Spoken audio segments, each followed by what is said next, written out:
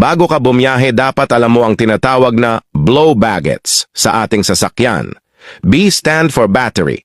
E-check mo muna ang battery kung tama ang voltage at kumakarga ba ng maayos. And L stand for lights. I-check mo muna kung meron ka bang headlight, signal light, reverse light at brake light. And letter O stand for oil.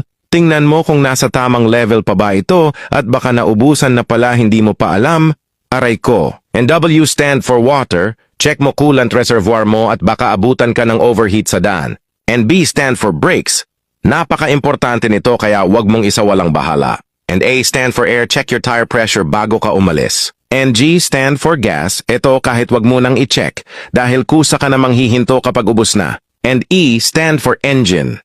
Check your engine kung nasa tamang condition pa ba ito para bumiyahe ng malayo. And T stand for tires. Check your tires baka pudpud na at maaari kang masabugan sa daan, makadamay ka pa ng iba. And last but not the least, letter S stand for self.